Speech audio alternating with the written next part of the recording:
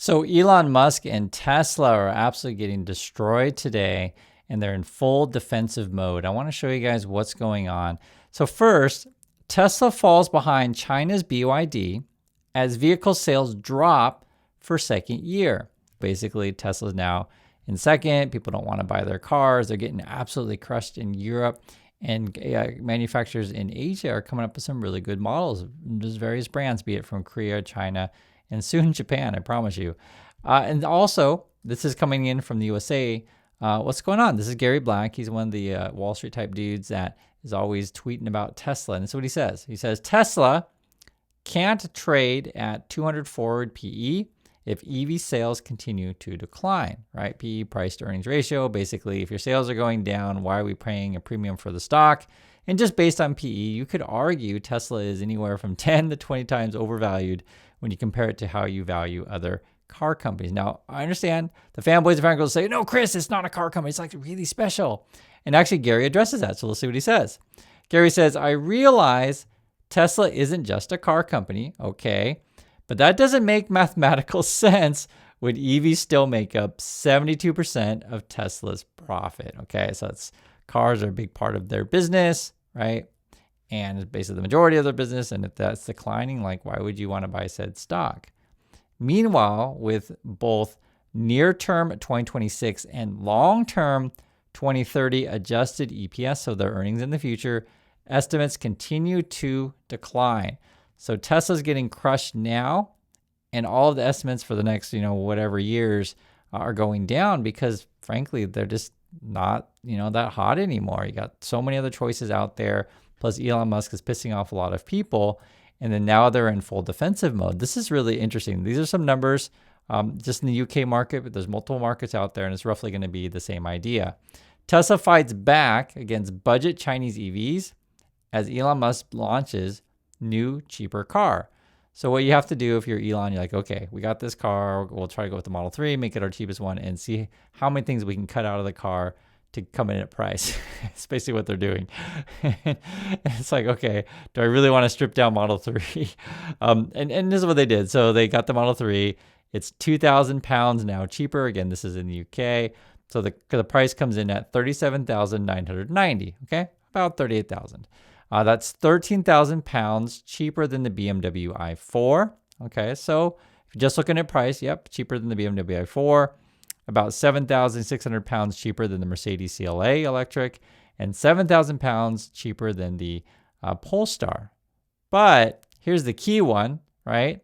Is that when compared to the BYD Seal, it's £7,600 more expensive. And so Tesla's positioned itself in terms of the Model 3 in the middle. It's not really the luxury price vehicle. It's not really the affordable vehicle.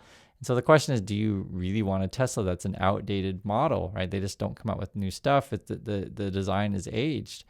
And this is the thing that's really funny is the fanboys are going to go, well, Chris, you're so dumb. We're all buying it because of FSD. We don't care how the car looks. It's ugly, but who cares? Because it's Elon Musk. It's awesome.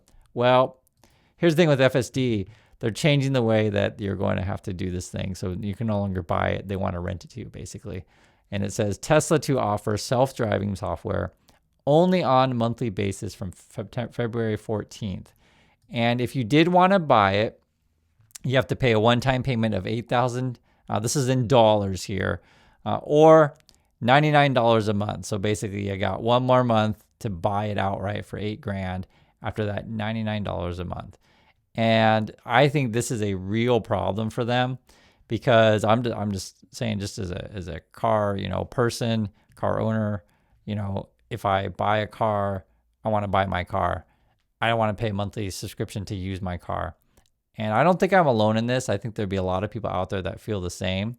And this is going to be a really interesting for them, meaning Tesla, if they can convince a bunch of people to fork over $100 a month. I mean, just, imagine that you're watching some, fanboy and fangirl, and they're like, oh my God, guys, you got to buy a Tesla. It's now £2,000 cheaper. Like, oh, wow, it's great. It's got all this great technology. You get to the store and like, well, you got to fork over another $8,000, right? If you really want this thing. And then if you, don't do it this month and then past, February 14th, past Valentine's Day, you got to start doing $100 a month. It may not necessarily be that much, popular anymore. And you're also dealing with this, like people just don't really like Elon, and they always have these problems with racism at their company. Tesla agrees to mediation that could resolve the U.S. agency's racism lawsuit. I mean, every day, and I could go through all Elon's tweets, so I'll just say it is exactly what you think it is if you enjoy, mustache party stuff or white hood stuff. That's the stuff he's doing. If you care about your safety, Tesla's not for you. This is Elon in a recent podcast. Don't buy a Roadster. We can't buy one anyway, but don't buy a Roadster if safety is your goal. That's coming from Elon Musk. I mean, is that the kind of person you want to buy a car from? I guess some people do, but not me. I don't think any sane person would. If safety is your number one goal, don't buy a Roadster. Again, you can't buy it anyway, but if we'll aspire not to kill anyone in this car, it'll be the best of the last of the human-driven cars, the best of the last. That's according to Elon. Now, there's even more. And this actually just came out today. Trumper was given a speech over at Ford. And these are the headlines from the Financial News and Barron's. President Trump to the U.S. car makers, let China come. Let that sink in.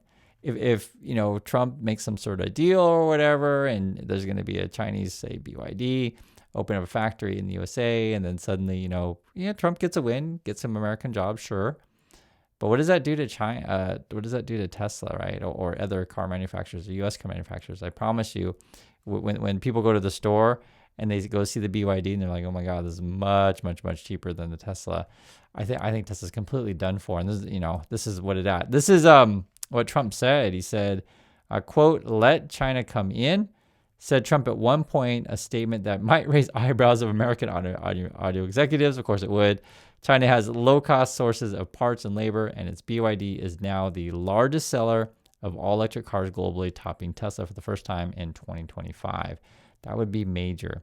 And it's interesting because there's another thing going on, is that China is negotiating with getting their cars into Canada, actually. So if you're Canadian, you're looking to buy a BYD or something like that, you may be able to sometime soon. And here's the deal in Canada. I guess the Canadians then would drop any sort of tariff on Chinese-made electric vehicles, and then China would drop counter tariffs on Canadian canola and seafood. It's pretty interesting. And if you follow this stuff, if you're Canadian, I'd like to hear your thoughts on the canola and seafood thing. But this is what trading is, right? It's what it is. Hey, we'll buy this from you, you buy this from them, and both sides win. And the consumer wins also if you get more choices. I think there'll probably be a lot of people who are like, you know what, screw Tesla, I'm getting a BYD or otherwise, because there's other brands out there.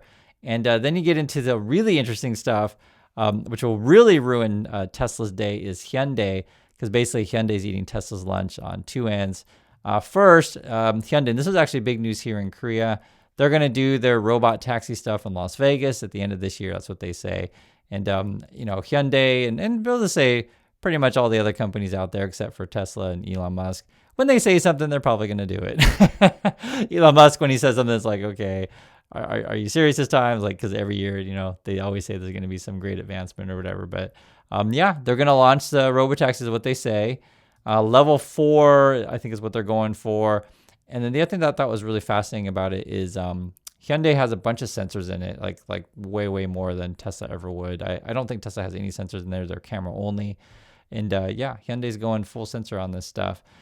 This is something that's really interesting also, is this is how Tesla stock could become a dream come true, is how you're still trying to pump this stuff up. Because sometimes people say, oh, Chris, why are you so negative all the time on Tesla? Elon Musk and Tesla are the most awesome company in the whole world. Okay. So this is what dream means, coming from Adam Jonas, who was previously the king Tesla pumper on Wall Street. I guess he doesn't cover it anymore is what it said. I didn't realize he moved on. It says Morgan Stanley analyst Adam Jonas, who no longer covers Tesla stock for the brokerage, focus now on AI and robotics, I guess.